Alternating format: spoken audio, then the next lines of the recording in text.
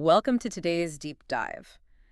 For decades, the golden rule in medicine was always that healthy urine is just 100% sterile. Right, like this completely empty, sanitized environment, which, well, we now know is biologically impossible. Completely impossible.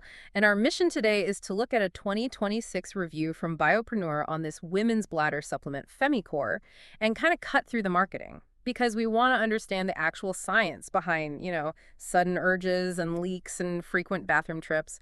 We always hear about the gut microbiome, but it turns out the bladder actually has its own bustling microscopic ecosystem. Yeah, it's a very delicate ecosystem, honestly. Right. And when that urinary microbiome gets disrupted, maybe by aging or hormonal shifts or antibiotics, harmful bacteria move in. And they just kind of take over. Right. And they trigger acute inflammation. That inflammation is the actual culprit behind those involuntary bladder muscle contractions. The spasms that send you sprinting for the restroom. Exactly. So if the root cause is actually a bacterial imbalance, you really can't just treat the muscle. Right. Which brings us to FemiCore.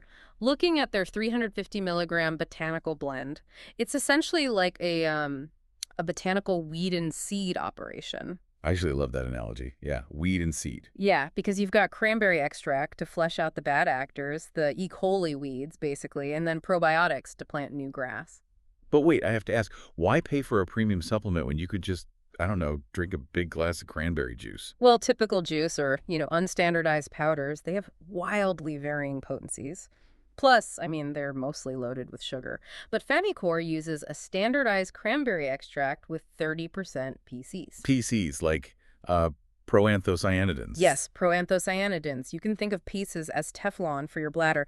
They physically bind to the microscopic hooks on E. coli, so the bacteria just cannot stick to your urinary tract wall. Oh, wow. So your body just naturally flushes them away. Exactly. And then they also add bearberry and berberine. Now, berberine is a heavy-duty anti-inflammatory, right? So instead of just masking the urge to go, it's actively blocking the specific inflammatory proteins that make your bladder walls swell and spasm in the first place. Right, which, to stick with your gardening analogy, is kind of like calming the soil down to prepare for the next step. But a sterile bladder isn't the goal either, right? Because nature hates a vacuum.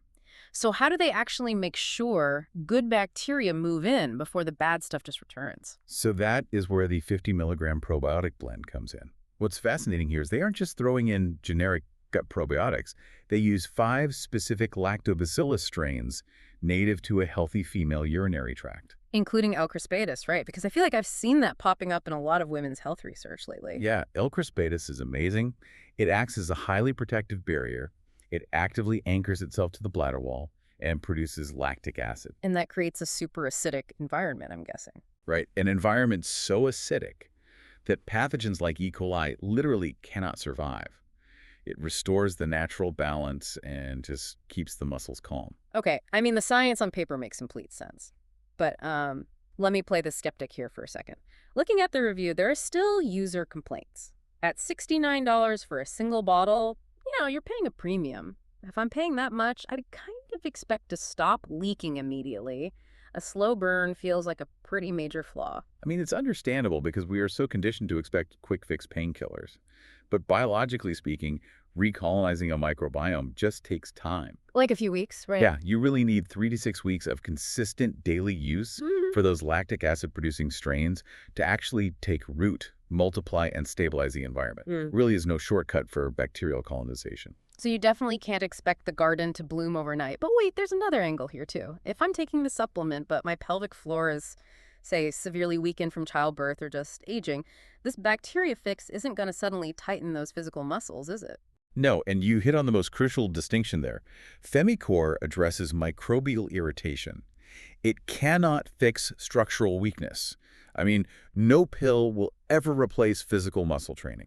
Right, so if the issue is a weakened pelvic floor, you still need physical exercise, like Kegels.